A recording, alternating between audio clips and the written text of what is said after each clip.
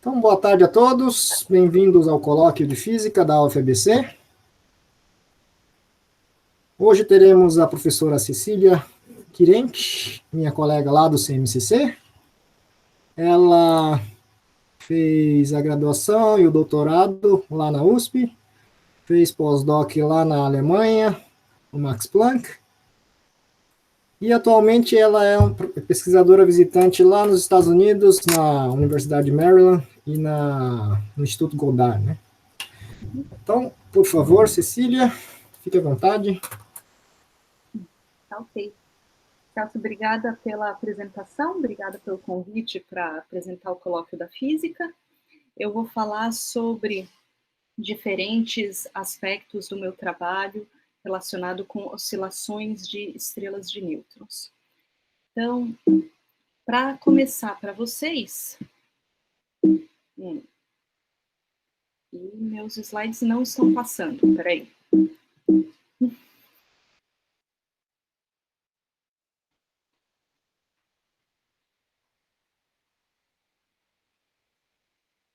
E agora sim. Então vamos lá. Para começar, dando uma introdução para vocês, eu vou falar rapidamente o que são estrelas de nêutrons, por que elas são interessantes, o que a gente sabe sobre elas, o que a gente não sabe, o que a gente gostaria de aprender. Então, estrelas de nêutrons são um possível estágio final da evolução estelar, da vida de uma estrela. Dependendo da massa inicial da minha estrela, eu vou poder terminar a vida da estrela como uma estrela anã branca, uma estrela de nêutrons ou um buraco negro. Então, estrelas que inicialmente têm uma massa de aproximadamente 10 massas solares vão terminar sua vida como estrelas de nêutrons. Daí, o que são as estrelas de nêutrons?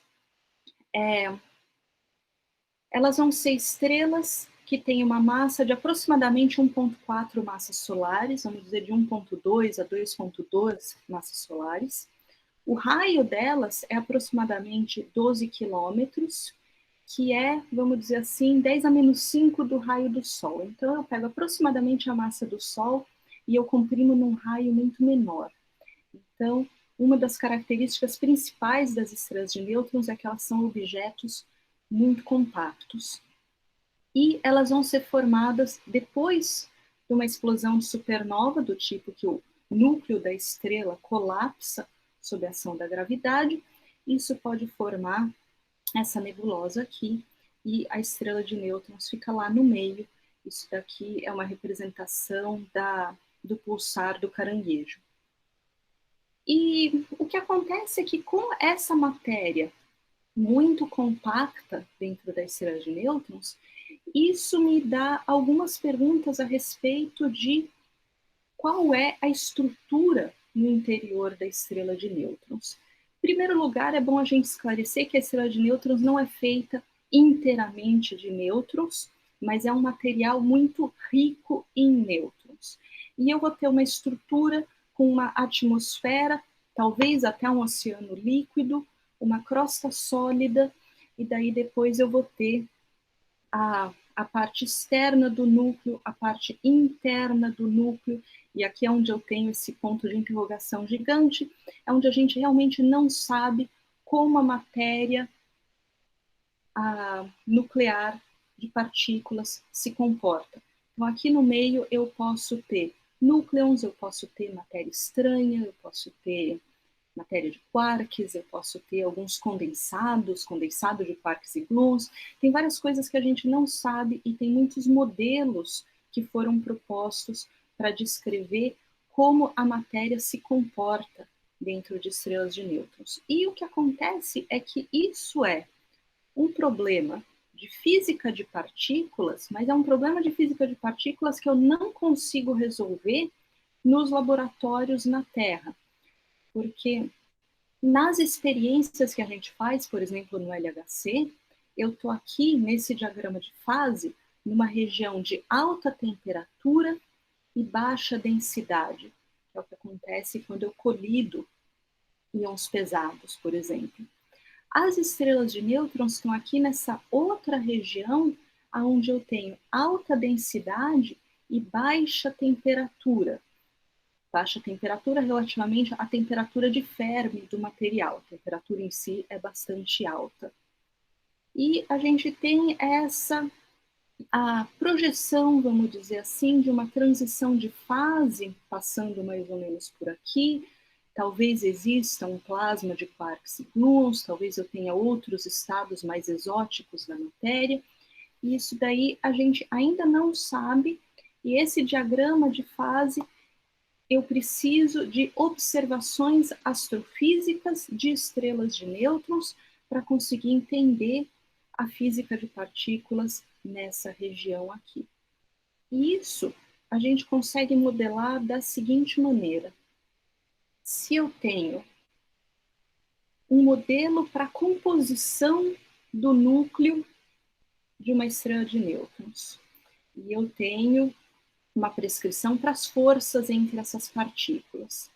Isso daí me possibilita descrever um diagrama de pressão por densidade, o que a gente chama de equação de estado da matéria.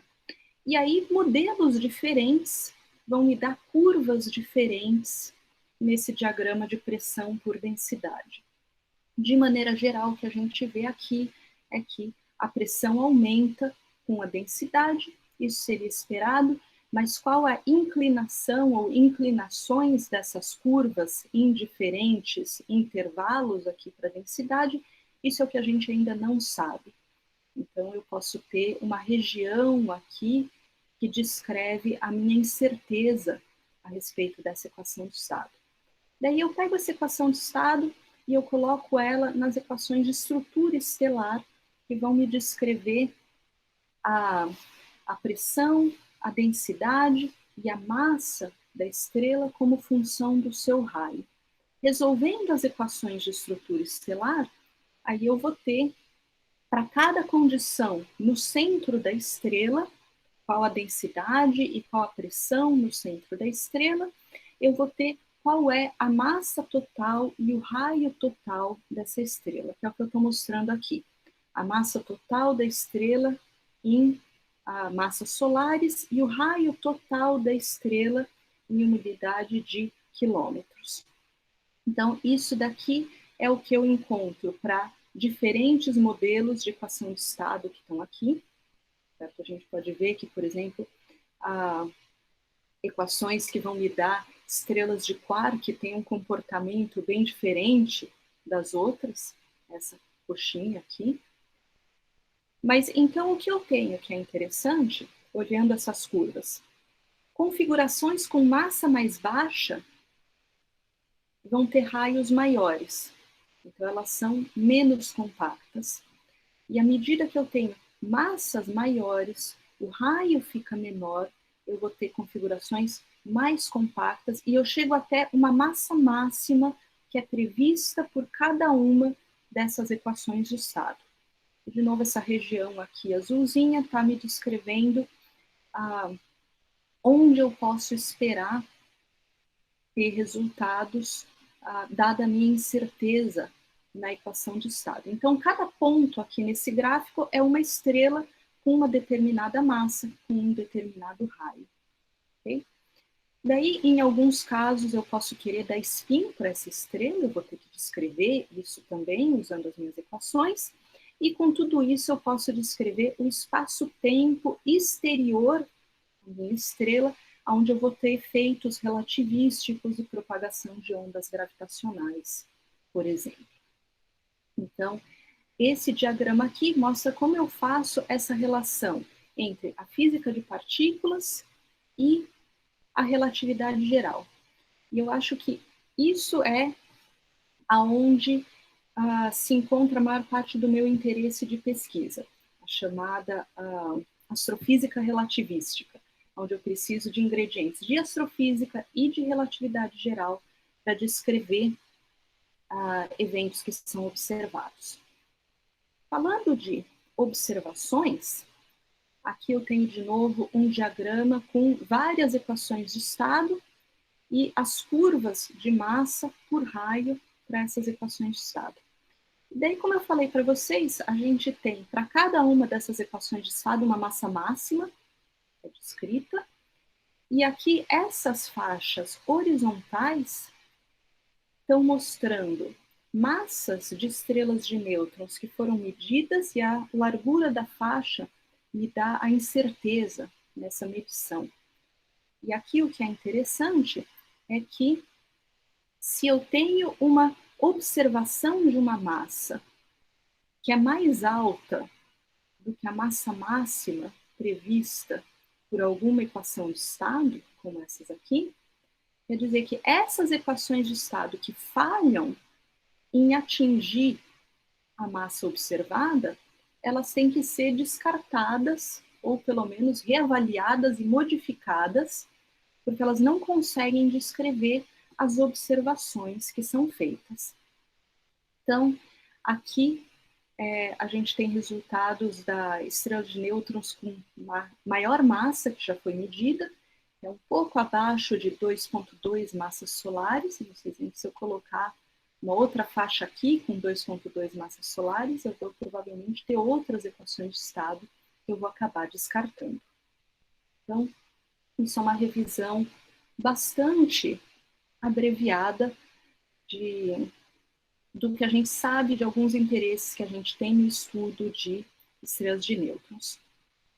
Bom, e agora eu vou falar da parte das oscilações de estrelas de nêutrons. E oscilações de estrelas de nêutrons, eu posso pensar na minha estrela, ela tem uma superfície. Eu posso colocar ela para oscilar se ela sofrer alguma perturbação inicial, que vai causar uma oscilação, vai causar uma resposta. E a resposta vai depender da perturbação inicial, mas vai depender de algumas outras coisas também. Então, o que é interessante a gente saber aqui é que as oscilações da estrela estão acopladas com a oscilação do espaço-tempo ao redor da estrela. Então, oscilações da estrela podem causar emissões de ondas gravitacionais. Eu tenho diferentes famílias de modos de oscilações que estão associados com as diferentes forças restauradoras. Se eu tenho uma oscilação, eu tenho que ter uma força restauradora. Então, alguns exemplos vão ser modos F e modos P, onde a força restauradora é a pressão do fluido. Modos G, onde a força restauradora é o empuxo da força da gravidade. Eu vou ter modos W, que estão relacionados com o espaço-tempo e não causam oscilações no fluido da minha estrela. E se eu tiver uma estrela com rotação, eu posso ter a força de Coriolis atuando como minha força restauradora.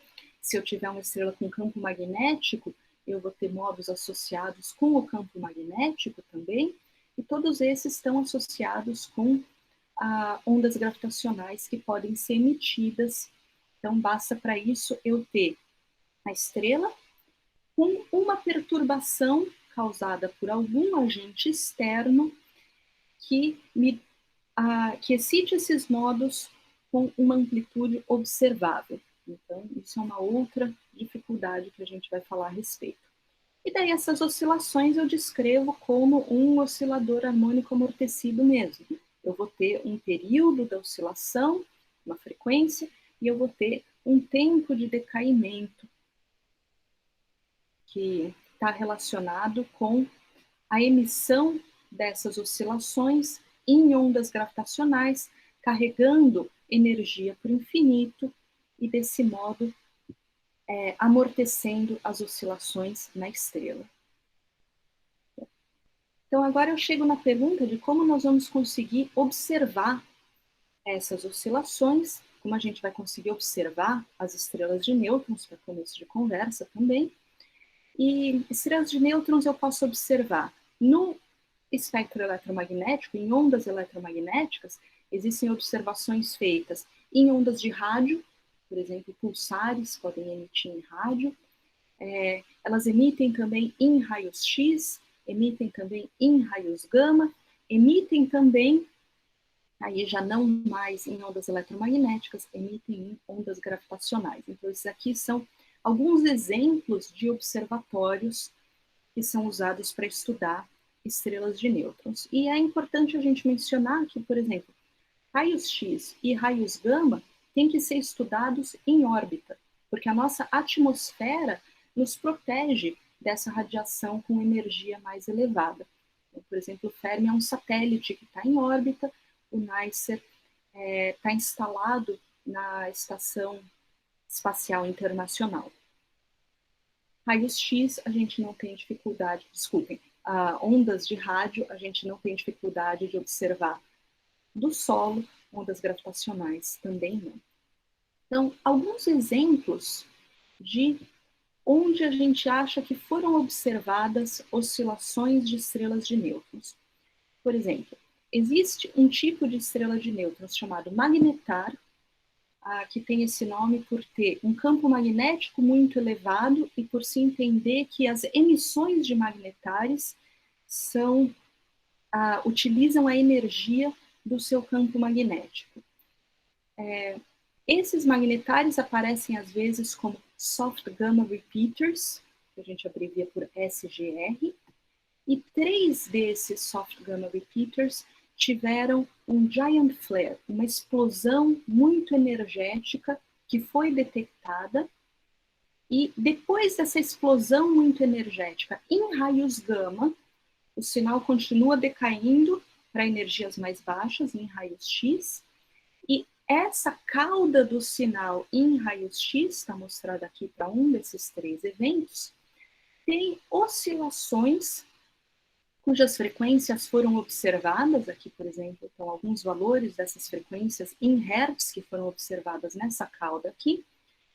E um dos modelos para essas oscilações é pensar que essa estrela sofreu um tipo de terremoto por causa da energia do campo magnético que fraturou a crosta da estrela, e essas frequências estariam relacionadas com modos torsionais de oscilação da estrela que estão, por exemplo, indicados aqui nesse desenho, e a gente consegue calcular as frequências dessas oscilações de modos torsionais e elas batem realmente bem com as frequências que foram observadas nos dados.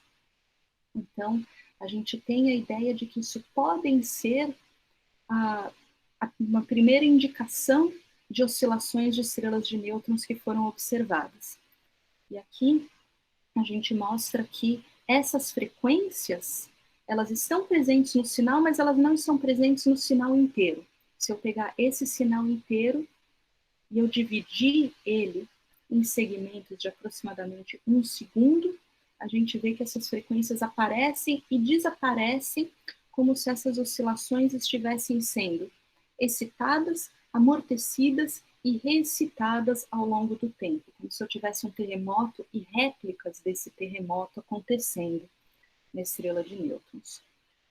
Um outro tipo de observação é em estrelas que estão em low mass X-ray binaries, então sistemas binários de baixa massa que emitem em raio-x. E aqui a baixa massa tem a ver com a estrela da sequência principal, que é a companheira da estrela de nêutrons que está aqui no meio. Então, eu posso ter transferência de massa dessa estrela aqui para a estrela de nêutrons, eu formo um disco de acreção, eu posso formar um jato, eu posso ter diferentes tipos de emissão em raios-x sendo observada aqui, porque a matéria esquenta, a matéria brilha, eu tenho esse jato sendo emitido também. E em algumas das estrelas de nêutrons, nesses sistemas binários, foi observada uma modulação do sinal com uma frequência que seria compatível com a frequência dos modos R dessas estrelas. E daí, os modos R, eles têm esse tipo de ação na estrela, então esses são modos com simetria axial que causam essas correntes oscilando na estrela, então o meu período tem a ver com o período desse circuito aqui. Se eu fizer a suposição de que as frequências observadas são realmente modos R, e eu usar algumas equações de estado diferentes, as observações vão me dizer qual seria a massa correspondente dessa estrela de nêutrons. Então, isso é uma maneira interessante e indireta de saber mais a respeito das estrelas de nêutrons a partir dessas observações. E tem aí uma coisa muito interessante também, que os modos R podem ser instáveis à emissão de ondas gravitacionais.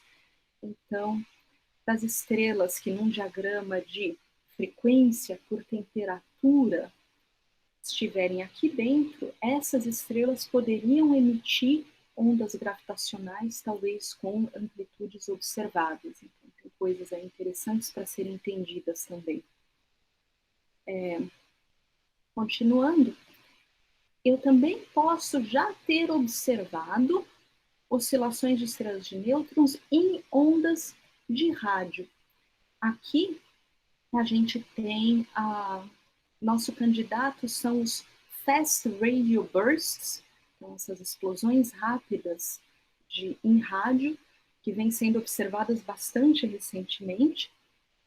E durante um tempo tinha muito poucos desses eventos, então existiam praticamente mais teorias a respeito deles do que observações, mas agora a gente tem muito mais observações aparecendo e os modelos podem ser mais e mais testados. Um modelo para esses Fast Radio Bursts que repetem, então isso é um sinal rádio rápido, muito forte, que vem de fora da nossa galáxia.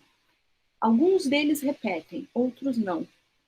Esses que repetem talvez possam ser causados por explosões em magnetares, em estrelas de nêutrons com campo magnético muito alto, fora da nossa galáxia. E isso daí tem como evidência um evento bastante recente, onde foi visto o sinal em raios gama e raios X de um soft gamma repeater, com uma coincidência temporal e espacial de um fast radio burst, como vocês conseguem ver nessa figura aí. Então, se eu faço essa suposição de que os fast radio bursts estão relacionados com essas estrelas de nêutrons, e se eu fizer também uma suposição de que esse intervalo aqui entre esses picos está relacionado com o período dessa oscilação, aí eu posso ter também identificações de massa e de equação de estado para essas estrelas, apesar de que tem aí umas complicações na modelagem.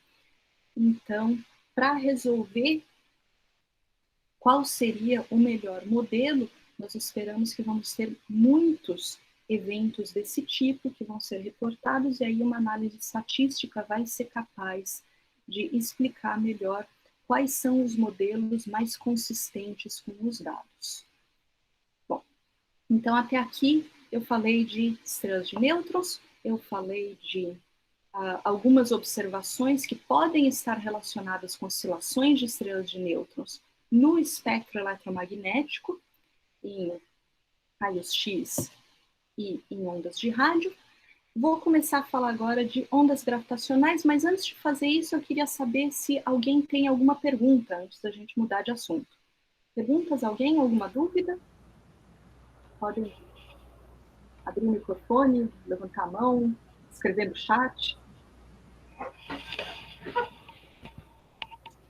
Fala, Luiz. Oi, Cecília. Diga. Alô. Eu tenho uma pergunta um pouco mais... eu acho que vai ser um pouco rápido de responder, mas quando a gente fala de modos quase normais em buracos negros e em teorias modificadas, a gente fala do teorema no Hare e tenta testar, porque seriam necessários 2 modos quase normais para testar a teoria de buraco negro. Uhum. No caso, para estrela de nêutrons, quantos modos vibracionais diferentes a gente precisaria para fazer um pinpoint da equação de estado? Porque eu imagino que seja altamente dependente da equação de estado, né?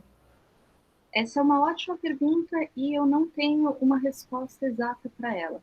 O que acontece é o seguinte, quando eu vejo uma frequência, a única coisa que a natureza está me dando é que frequência é essa.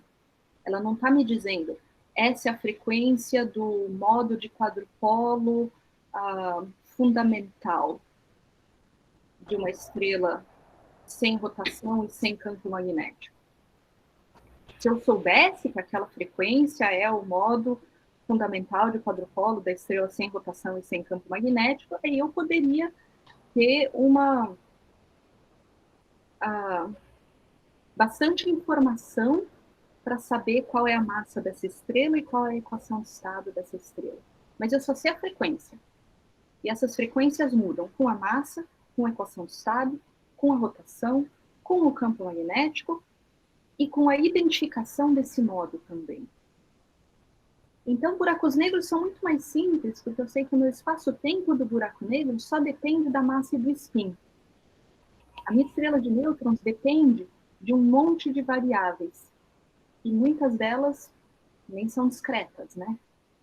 Então, se eu acumulo mais e mais informação sobre a estrela de nêutrons, eu vou ter cada vez mais vínculos e eu posso combinar todos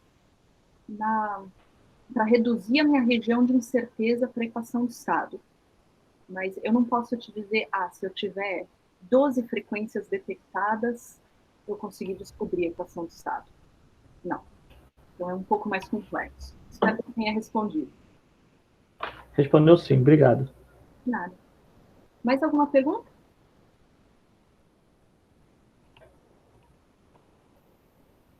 Ok.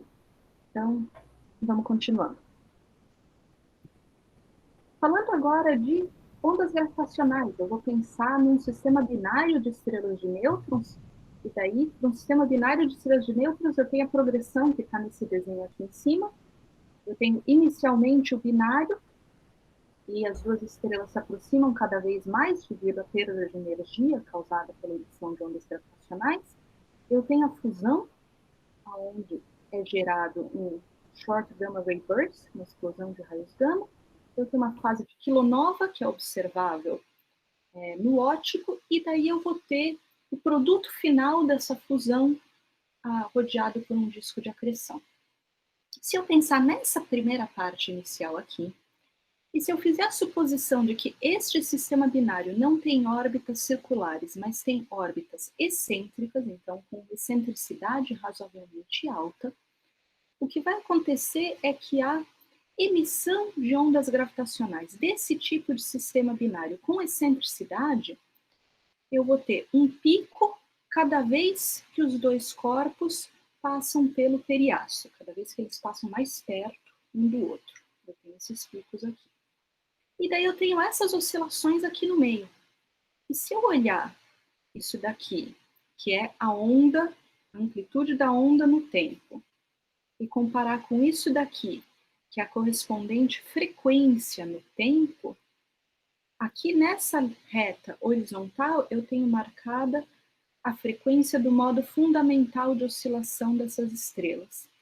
Então, depois de cada passagem pelo periastro, eu estou excitando esse modo fundamental. E de novo, e de novo, e de novo. Então, isso daqui talvez poderia ser detectável. Então, agora eu quero mostrar para vocês uma simulação das duas estrelas do binário.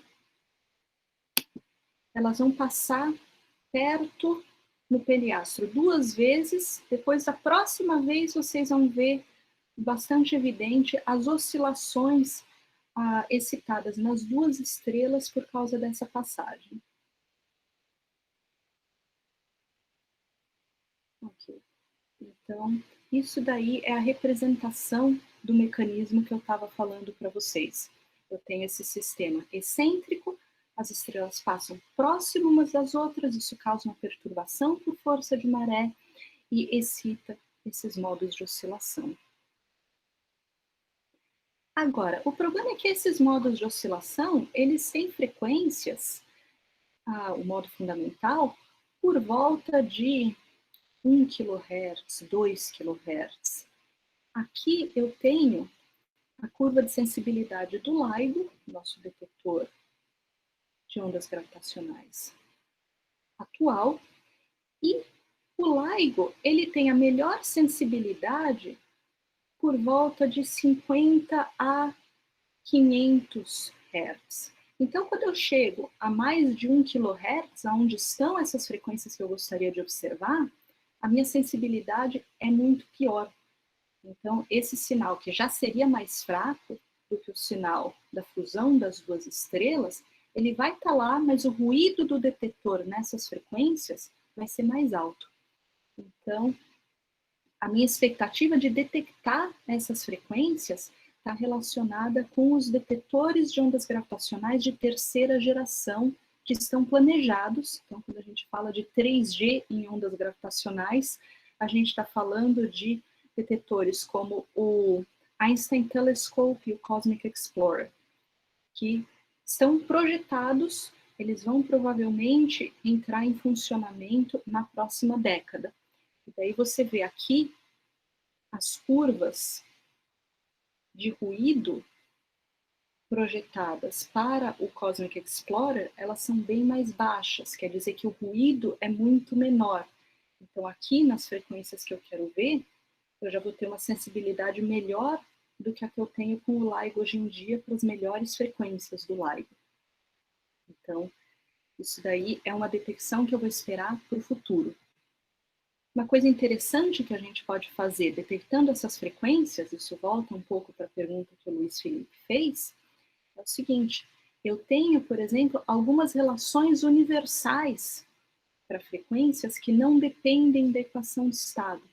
Então, combinando o que é independente da equação de estado com o que é dependente da equação de estado, se eu conseguisse tirar daqui uma massa e um raio, eu venho para cá e eu elimino algumas dessas curvas, ou eu vejo quais curvas são mais compatíveis com os meus resultados. Mas, como eu falei, as dificuldades é que essas frequências dependem de inúmeros fatores. Então, essas relações universais bonitas que eu tenho aqui, elas são para estrelas esfericamente simétricas, sem rotação, sem campo magnético, sem todas essas outras complicações, e considerando que eu fui capaz de identificar esses modos e observar tanto a frequência quanto o tempo de decaimento com uma precisão razoável. Então, isso vai depender de melhoramentos instrumentais e também de desenvolvimento teórico. Bom, então agora eu quero falar um pouquinho para vocês do primeiro evento de ondas gravitacionais que foi detectado a partir da colisão de duas estrelas de nêutrons.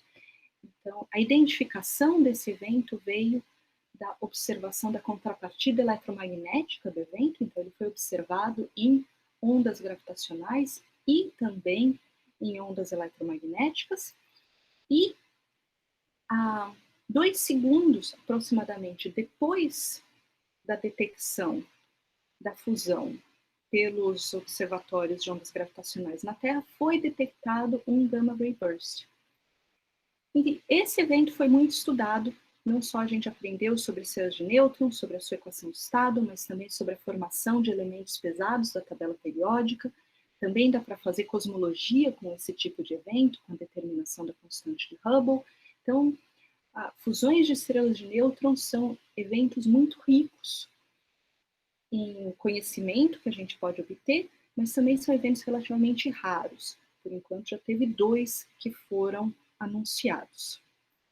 Aqui eu quero mostrar para vocês o que a gente vê em frequência em ondas gravitacionais, o que a gente viu em fótons do gamma ray burst.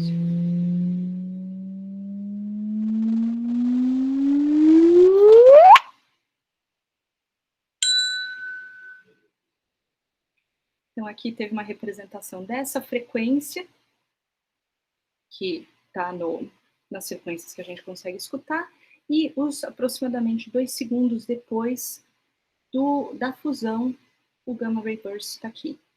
Certo? A frequência aumenta à medida que as estrelas se aproximam uma da outra aqui, porque essa frequência em ondas gravitacionais é igual a 2 vezes a frequência orbital do sistema binário, que aumenta à medida que ele se aproxima.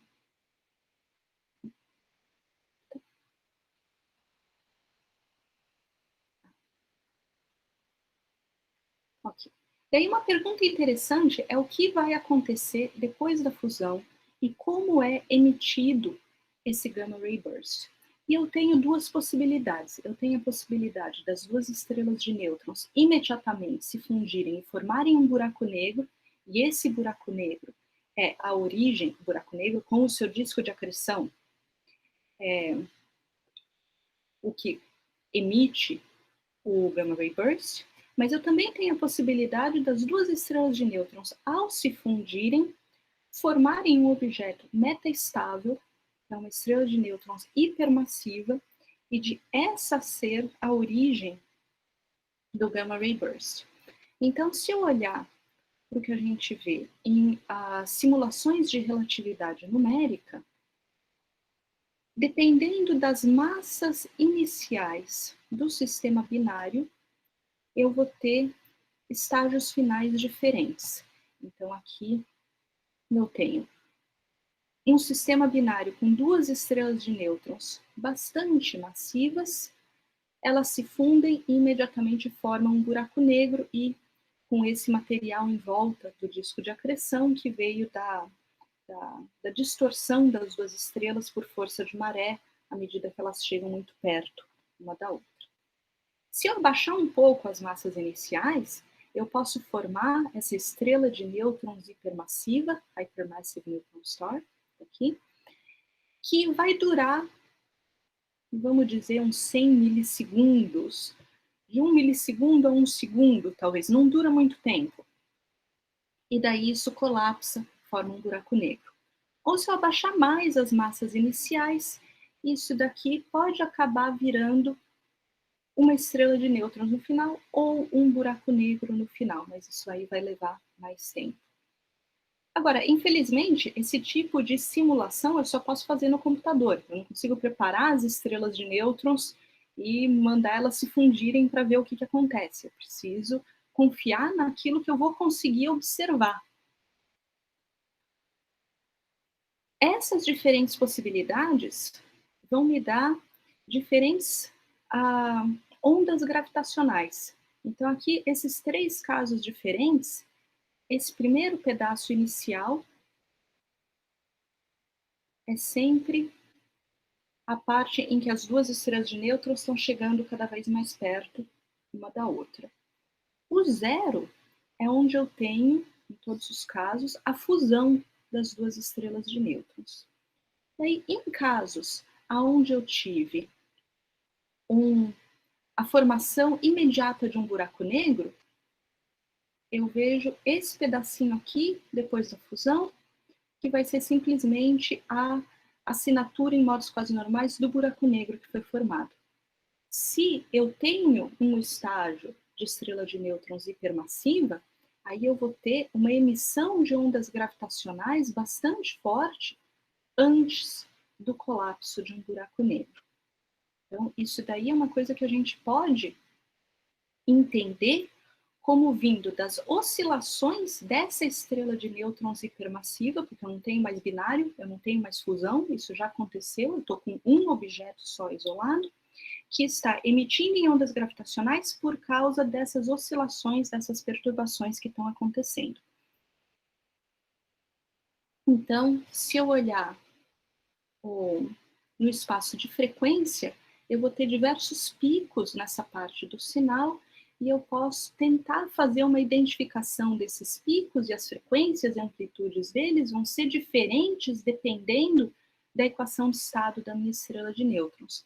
E além disso, aqui, nesse caso, logo após a fusão das 2 estrelas de nêutrons, eu tenho a informação sobre a equação de estado quente. Eu começo a ter um pouco mais de temperatura, a minha equação de estado passa a depender da temperatura. Eu não posso mais assumir que essa estrela de nêutrons é fria. Agora, de novo, esses picos, vocês estão vendo? Eles estão aqui em frequências da ordem de kHz. Então, isso daqui eu só vou conseguir observar com os detectores de terceira geração, mais avançados.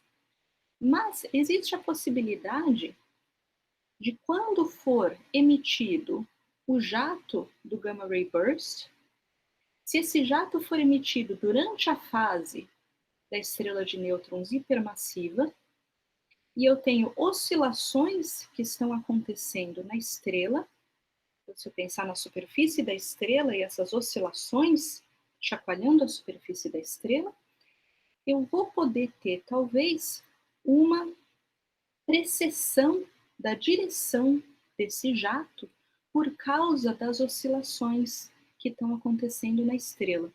E daí, então, a modulação do gamma ray burst carregaria informação dessas oscilações aqui na estrela de nêutrons hipermassiva. Então, isso é uma outra possibilidade que está sendo estudada, de talvez a gente conseguir observar essas frequências e, a partir dessas frequências, aprender mais sobre a equação de estado e outras características da estrela de nêutrons. Então, aqui, para concluir, eu só queria reforçar para vocês que as oscilações de estrelas de nêutrons, elas podem dar bastante informação para a gente sobre a equação de estado nessa região do diagrama de fase, onde eu não tenho outra fonte de informação, mas como eu espero ter demonstrado, essas oscilações não são fáceis de observar. Nós temos algumas indicações, alguns eventos onde frequências foram observadas que foram associadas a essas oscilações, mas a gente ainda não tem plena certeza. Existem modelos que explicam as frequências observadas como oscilações de estrelas de nêutrons. Certamente nós vamos conseguir ver essas frequências com detectores de terceira geração, mas talvez até dados de gamma ray bursts possam ser utilizados para a gente procurar por essas frequências também. Então, isso era tudo que eu queria falar para vocês. Muito obrigada. Quem tiver perguntas, por favor, pode escrever no chat do microfone. Obrigado, Cecília. Então, perguntas? Oi, Cecília, eu posso te fazer mais uma pergunta só? Pode sim, Luiz, diga. Essas relações universais que você citou da estrela de nêutrons, eu tenho, na verdade, uma pergunta em duas partes aqui. Você falou que essas que você tem, que você mostrou, são para o caso mais simples, né? Esfericamente simétrico, sem rotação, campo fraco e etc. Uhum.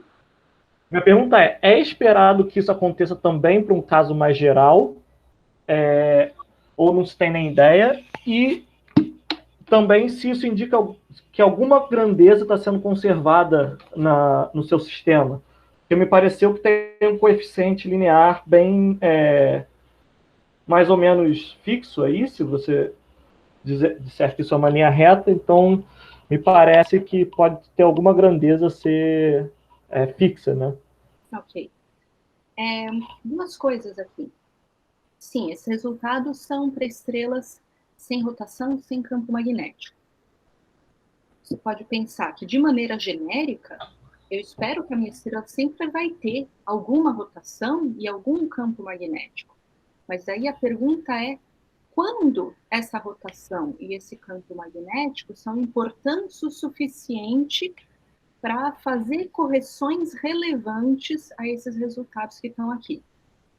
E a verdade é que, em diversos cenários astrofísicos, eu vou poder descartar essa rotação e esse campo magnético. Por exemplo, eu não posso descartar campo magnético se eu estou trabalhando com magnetares. Eu não posso descartar rotação se eu estou trabalhando com pulsares de período muito curtos, pulsares de período de 1 milissegundo, por exemplo. Mas, em muitos casos, isso é uma aproximação razoavelmente boa. Quando essa aproximação já não é mais boa o suficiente, o que acontece é que eu vou ter uma correção que vai ser proporcional à rotação e vai ser proporcional à energia magnética que eu tenho. Então, eu tenho que colocar uma dimensão a mais nesse gráfico se eu quero incluir rotação. Eu tenho que colocar mais uma dimensão nesse gráfico se eu quero incluir campo magnético. Em relação a quantidades conservadas, as quantidades conservadas são as normais, mesmo de sempre.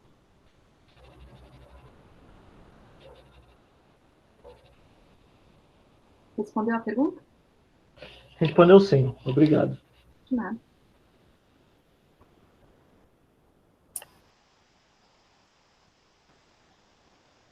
Chegou uma pergunta pelo chat. Estou vendo. Lucas está perguntando por que o sinal eletromagnético chegou depois do sinal gravitacional? Ou entendi errado? Não, você entendeu certo. Eu não vou aqui tocar o videozinho de novo, mas você entendeu certo. E, aliás, a resposta para essa pergunta, existem muitas respostas possíveis, diferentes, e no dia seguinte que o artigo do LIGO estava no archive, já tinha muitos artigos aparecendo e muitos continuaram aparecendo exatamente para tentar explicar esses quase 2 segundos de diferença. Algumas possibilidades. Uma possibilidade é que esse gamma ray burst, o sinal em raios gama que foi observado, ele não é gerado no instante em que as duas estrelas se tocam e se fundem. Certo? Ele é gerado um pouco depois. Então, ele chega depois porque ele foi gerado depois. Certo?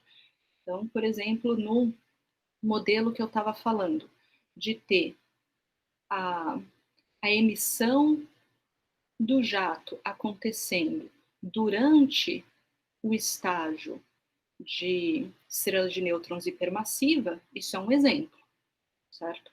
Eu tenho as duas estrelas se fundem, durante um período curto, elas formam essa estrela de nêutrons hipermassiva, eu tenho a emissão do jato, daí eu tenho o colapso para o buraco negro. Então, essa pequena diferença entre quando é a fusão, que eu observo em ondas gravitacionais, quando chega o jato do gamma ray burst, pode estar relacionado com isso. Outra possibilidade é que mesmo que eles fossem simultâneos, não é vácuo aqui em volta, né? Em volta das duas estrelas era vácuo.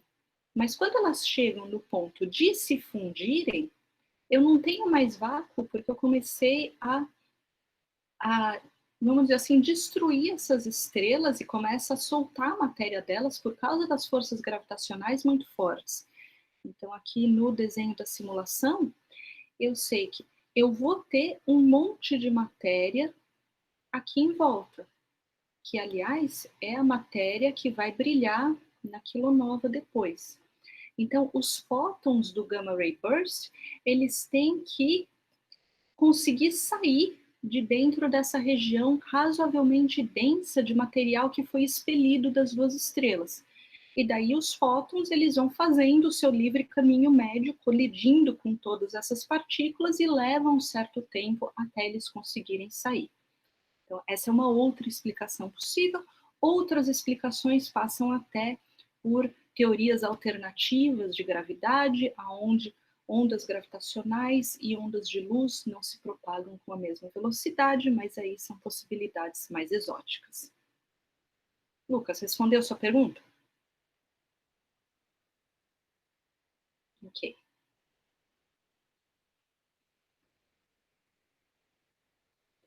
O outro Lucas tem uma pergunta.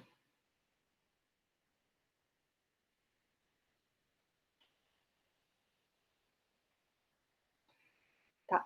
Lucas está perguntando a respeito da excitação de outros modos no Inspiral. Deixa eu voltar aqui para esse slide. Aqui eu estou mostrando os modos F sendo excitados, né? E o Lucas está perguntando se eu poderia excitar outros modos de outras famílias, como os modos P e os modos G. Então, aqui eu tenho dois ingredientes que são importantes para essa excitação. Um deles é a frequência do sistema binário, certo? Se eu posso pensar que se o sistema binário estiver com uma frequência orbital próxima da frequência do modo que eu quero excitar, eu vou ter uma excitação ressonante, porque esse sistema está sendo perturbado com a frequência do modo que eu quero excitar. Então, esse modo vai aparecer. Aí, então, modos P teriam uma certa dificuldade de serem excitados, porque modos P têm frequências mais altas do que os modos F. E a velocidade orbital é limitada pelo tamanho das estrelas. Se as minhas estrelas fossem 2 pontos, à medida que elas vão orbitando cada vez mais perto, essa velocidade orbital ia ficando cada vez mais alta e ia divergir. Mas como as estrelas têm tamanho, elas não conseguem orbitar mais perto do que o tamanho delas. E isso limita a frequência orbital máxima, que limita a excitação de modos com frequência mais elevada, como os modos P, por exemplo. Modos G, por outro lado, tem frequência mais baixa do que os modos F. Então, eu poderia pensar que os modos G seriam bons candidatos a serem excitados quando as duas estrelas ainda estão mais longe e a frequência orbital ainda é mais baixa. Mas aqui entra o segundo ingrediente. O primeiro era a frequência orbital para essa excitação. O segundo é comparar a autofunção desses modos, dessas perturbações, com a perturbação que é causada pelo campo de maré, pela diferença na força gravitacional. E aí o que acontece é que essa perturbação do campo de maré, ela tem a mesma forma da autofunção dos modos F. Então é por isso que os modos F vão ser excitados com amplitude maior do que todos os outros, porque o overlap da perturbação com o modo que eu quero excitar é o melhor possível no caso dos modos F. Então, em princípio, eu poderia citar outros modos também, mas por causa desses fatores, os modos F vão ser aqueles excitados com a maior amplitude. Respondeu a sua pergunta, Lucas?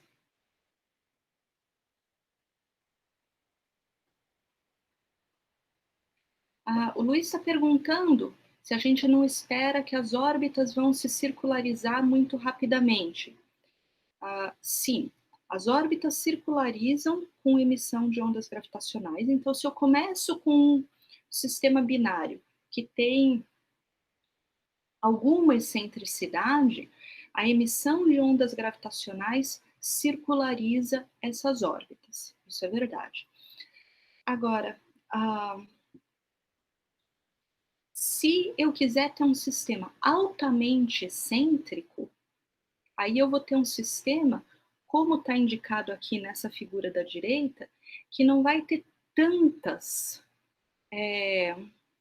evoluções. Um sistema com órbitas circulares, ele vai evoluir praticamente até a distância das duas estrelas ser igual à soma dos raios delas.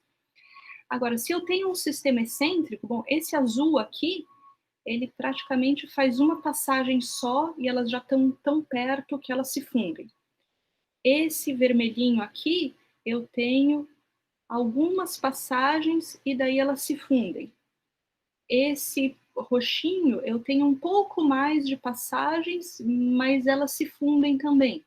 Porque então, a maneira de eu ter essa excentricidade mais alta quer dizer que elas estão passando muito perto.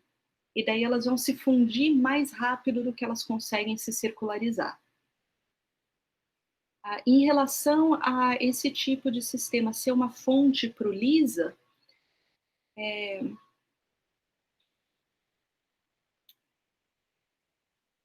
quando as estrelas estiverem muito longe uma da outra, elas vão estar na banda de frequência do LISA. Mas onde as coisas mais interessantes vão estar acontecendo, as frequências vão ser mais elevadas do que a banda de frequência do LISA, que vai ter uma sensibilidade muito boa, mas está numa banda de frequências muito mais baixa. O LISA vai chegar até, vamos dizer assim, 1 Hz. Então, não vai ter coisas muito interessantes acontecendo aqui para o LISA. Luiz, respondeu a sua pergunta?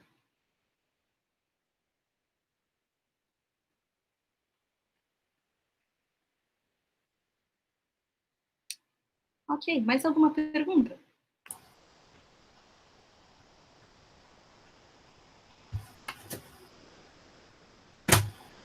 Oi, Cecília. Primeiro, obrigado aí pelo belíssimo seminário. Obrigada, Celso. Uma coisa, então, se isso parece que uma coisa que possamos observar é uma estrela de nêutrons que está isolada, né? Então, a gente vê a emissão de radiação dela, certo? Então, certamente ela perde energia, ela está emitindo radiação, ela pode estar emitindo, dependendo se ela tiver um modo de vibração da gravitacional e tal. Então, essa escala de tempo de observação seria possível detectar assim, a mudança nos parâmetros dela se você olhasse para aquele sistema isolado com o tempo. Então, só para dar uma ideia da escala de tempo, né, de que você poderia observar esses parâmetros variando, isso seria possível? Tá. Vamos pensar o seguinte, por exemplo, não pensando nas oscilações da estrela, mas eu vou pensar numa estrela isolada que seja um pulsar. Tá? Então, o pulsar está emitindo o sinal do pulsar, aquela ideia que a gente tem, tipo um farol, ele está girando e está emitindo, e isso passa pela gente de vez em quando, certo? Essa emissão do pulsar, ela precisa de alguma energia, certo? Eu preciso de energia para ter essa emissão, preciso de um balanço de energia. Para os pulsares que usam a energia rotacional do pulsar para gerar essa emissão, o que a gente vai ver é que o período do pulsar vai ficando um pouquinho mais longo com o tempo, certo? Porque eu estou perdendo energia rotacional para dar energia para essa emissão que a gente observa. Então, isso é observável na escala de tempo que a gente observa pulsares, mas é muito pequenininho, certo? Então, o que eles medem é o período e a taxa de variação do período, e isso daí me ajuda a modelar, por exemplo, ter uma ideia de qual seria a idade da estrela de nêutrons. Então, esse tipo de variação dos parâmetros da estrela de nêutrons, a gente consegue ver em pulsares. Para esse tipo de cálculo de perturbação que eu apresentei aqui, que a gente consegue calcular as frequências desses modos, os cálculos são feitos perturbativamente. Então, a gente supõe que a estrela, o background é fixo, e a gente avalia a evolução dessa perturbação. Mas é lógico que na vida real, a perturbação rouba energia do background. Então, isso daí também vai acontecer. E o quanto isso vai acontecer vai depender da amplitude da perturbação. E isso a gente só consegue tirar das observações ou de simulações que sejam não lineares. Tá certo. Agora, só uma segunda parte mais especulativa. Eu não sei, eu não acompanho muito de perto essa área, mas tem alguma ideia nesse sentido, por exemplo, que a gente sabe que está emitindo radiação eletromagnética, mas suponha que ela esteja emitindo um outro tipo de uma partícula de matéria escura, por exemplo, né? Você sabe ou tem ideia se, com essa observação, né, então, se você olhar a evolução dos parâmetros com o tempo, você conseguiria inferir ou colocar algum limite sobre uma outra forma de emissão que não é nem onda gravitacional, nem onda eletromagnética? Tá. Tem algumas coisas que o pessoal já calculou, certo? Por exemplo, existem modelos onde eu posso considerar que no centro da estrela, onde tinha aquele ponto de interrogação gigante, certo? Talvez eu tenha algumas outras coisas mais exóticas aparecendo. Talvez eu possa ter uma excitação do vácuo que vai causar a emissão de outras partículas, campos escalares, algumas outras coisas que vão ser emitidas também, certo? Isso daí, se for um efeito pequeno, dependendo da teoria que está sendo utilizada para prever esse cenário especulativo, se for um efeito pequeno, vai me causar uma fonte extra de dissipação, certo? Então, talvez se eu tiver uma energia que está sumindo, talvez seja por esse efeito de dissipação extra. Se for um efeito grande o suficiente que, sei lá, destruiria a minha estrela, isso daí me colocaria um limite na região do diagrama massa-raio, onde eu posso ver estrelas, certo? Então, daí isso seria o caso de eu pegar um diagrama como esse aqui, onde eu tenho essas faixas que são proibidas por diferentes considerações, de, por exemplo, causalidade, velocidade do som no fluido ser menor do que a velocidade da luz. Então, eu posso ter umas teorias dessas que vão cortar algumas outras partes aqui desse diagrama, dizendo, aqui, se eu tivesse uma estrela, ela seria instável por causa dessa emissão desse tipo de partícula. Então, daí, de novo, determinação de massa e raio de estrela seria interessante para conseguir testar ou excluir esse tipo de previsão. Tá bom, obrigado. De nada. Bom, mais alguma pergunta?